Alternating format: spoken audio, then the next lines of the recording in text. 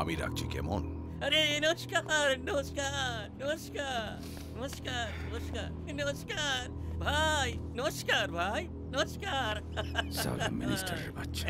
বলুন ভাই, আমায় কেন ডেকেছেন? তোমাকে না ডেকে পাঠালে তো আজকাল তোমার দর্শনই পাওয়া যায় না, আর ভোটের আগে সবসময় আমার পায়ের কাছে বসে থাকতে। কি বলেন ভাই, আমি তো আপনার কাছে সব সময় রয়েছি। আপনি তো জানেন আমি একজন জনপ্রতিনিধি, জনতার কথা না শুনলে জনতা পেটাবে ভাই।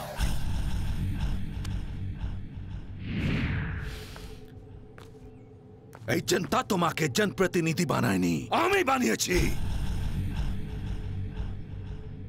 এই পাবলিকের ভোটে তুমি সালা মিনিস্টার হওনি, তুমি সালা মিনিস্টার হয়েছ আমার ছেলেদের ছাপ্পা ভোটে। জানি জানি, আমি জানি ভাই, তাই জন্য তুমি বলো আমায় কি করতে হবে। এই আইপিএস খুন হওয়ার পর আমার এই ব্যবসা তো লাটে উঠেছে।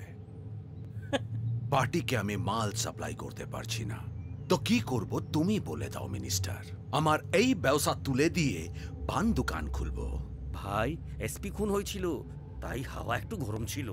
সময় মতন সব ঠিক হয়ে যাবে, দেখবেন ফ্রন্ট পেজের নিউজ লাস্ট পেজে চলে যাবে। আপনি আপনার কাজটা শুরু করে দিন ভাই।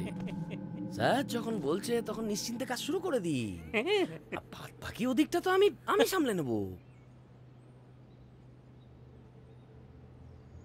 बस তাহলে আর দের কিস বাত কি, আজ থেকে কারোবার ফির সে চালু করে দাও।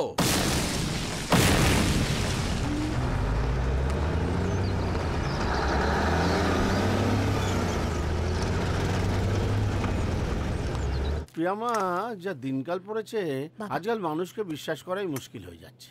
কেন, কি হলো? আরে এই তো খবরের কাগজে দিয়েছে, একটি ছেলেকে নিয়োগ করা হয়েছিল একটা বাচ্চা মেয়েকে দেখাশোনা করার জন্য। এবার সেই ছেলেটা সেই বাচ্চাটাকে স্কুলে নিয়ে যাওয়ার নাম করে তাকেই কিডন্যাপ করে 10 লাখ টাকা মুক্তিপণ চাইছে। সে কি? সত্যি মানুষ যে এত নিচে নেমে যেতে পারে ভাবাই যায় না। বাবা, আপনাকে একটা কথা বলবো? হ্যাঁ বলো বৌমা। আপনারা দুজন বোধহয় জিতকে একটু বেশি বিশ্বাস করে ফেলছেন। আমার খুব ভয় লাগছে বাবা। ওর চোখ দুটো দেখলে মনে হয় ওর চোখে আগুন জ্বলছে। বাবাও আমাদের কোনো ক্ষতি করে ফেলবে না তো? বৌমা, তোমার ভয়ের কারণটা আমি বুঝি, কিন্তু মানুষকে তো বিশ্বাস করতেই হয়। বৌদি, মানুষ চিন্তা আমার ভুল হয় না। জিৎ খুব ভালো ছেলে, ওকে নিয়ে তোমার কোনো টেনশন নেই। কে জানে, আমি হয়তো আপনাদের মতন এখন আর এত সহজে মানুষকে বিশ্বাস করতে পারি না।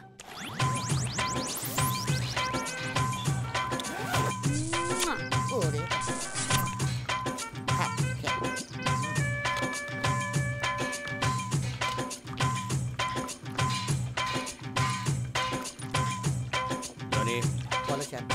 জনি বলো স্যার। এই জনি, চাঁদনি, চাঁদনি কোথায় গেল? তোর চাঁদনি কোথায় আমি কি করে জানবো হারামজাদা? হ্যাঁ, এটা তুই কি করছিস? জল ঢালছি। তুই মোবিল চেম্বারে জল ঢালছিস? কেলো করেছি, ভুলে গেছি। তোর এই ভোলার রোগটা কি কোনোদিন যাবে না? না, মা বলতো নাকি আমার ছোটবেলা থেকে এরকম ভোলা রোগ। আয় আল্লাহ, এটাকে নিয়ে আমি কি করি? হারামজাদা, এক্ষুনি মোবিল চেম্বার পরিষ্কার কর। করছি চাচা। এই ইকবাল, কি করছিস তুই? টায়ারটা চেঞ্জ করছি চাচা। কি যে হচ্ছে, একেবারে বল্টু জ্যাম হয়ে যাচ্ছে, সব ভুলে যাচ্ছি, শুধু চাঁদনির কথাই মাথায় ঘুরছে। একটা ব্যবস্থা কর। এই নে, এটা ধর। কার বিয়ে? আমার। তোর বিয়ে? তুই তো আগে বলিসনি যে তুই বিয়ে করছিস।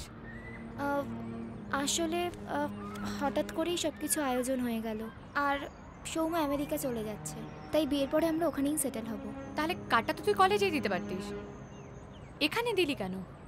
বুঝতেই তো পারছিস, কলেজে তো সবাইকে ইনভাইট করতে পারবো না। তোর কি হয়েছে বলতো রূপা?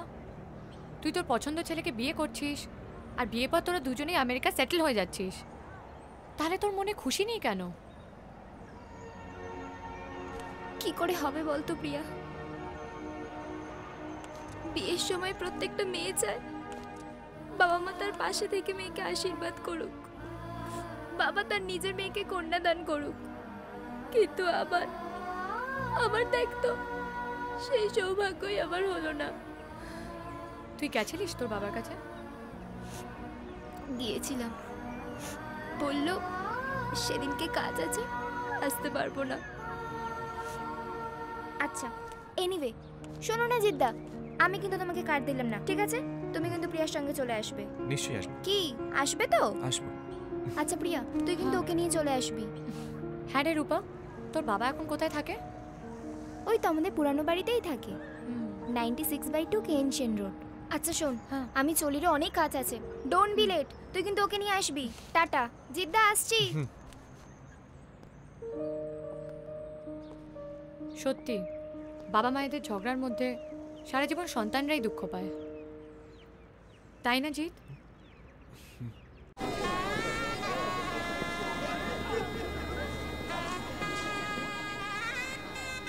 ওং বিষ্ণু, ওং বিষ্ণু, ওং বিষ্ণু, নমো পদ বিষ্ণু, পরম পদ, সদা কন্যা, সম্পদানো, রমণী, এবার মেয়ের বাবাকে ডাকুন, কন্যাদান করতে হবে। আসলে মানে ঠাকুরমশাই, ওর বাবা তো এখানে থাকে না, আমি কি কন্যাদানটা করতে পারি? আগে না, মেয়ের বাবাকেই কন্যাদান করতে হবে।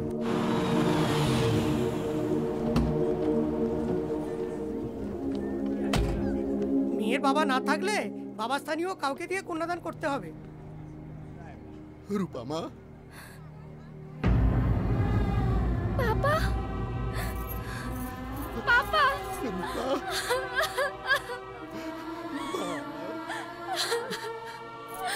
আমি জানতাম বাবা, আমি জানতাম তুমি আসবে, আমার মন বলছিল তুমি ঠিক আসবে। আজ আমি এখানে আসতে পারতাম না রে, আমি আসতে পেরেছি শুধুমাত্র একজনের জন্য। কার জন্য বাবা? ওর জন্য। কাল সকালে ও আমার বাড়িতে এসেছিল। আপনি নিশ্চয়ই জানেন যে কাল আপনার মেয়ে রূপার বিয়ে।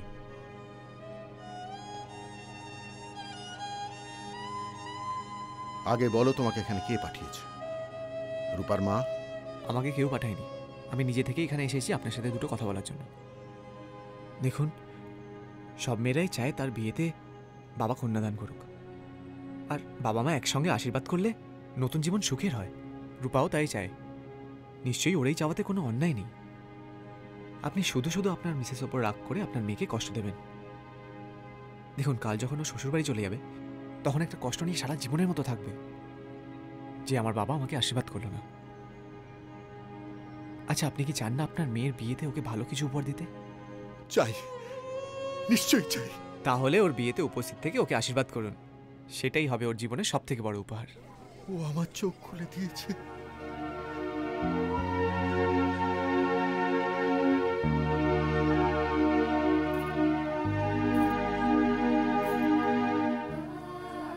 আমার না কোনো দাদা নেই, আর থাকলেও আমি তোমাকে তার থেকে ওপরের আসনে জায়গা দিতাম। তুমি আমাকে সব থেকে বড় উপহার এনে দিয়েছো, আমার বাবাকে এনে দিয়েছো। আমি তোমার কাছে সারা জীবন কৃতজ্ঞ থাকবো দাদা। দাদা যখন বলেছো তাহলে কৃতজ্ঞতা কিসের? যাও গিয়ে বিয়ের পিড়িতে বসো, যাও।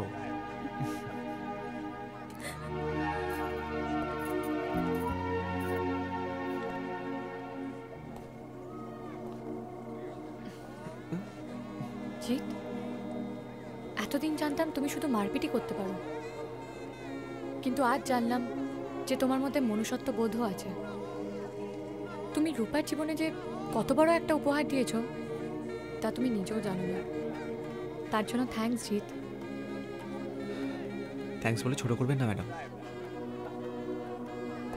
একটা মেয়ের মুখে হাসি ফোটাতে পেরেছি, এটাই আমার জীবনের সব থেকে বড় পাওনা।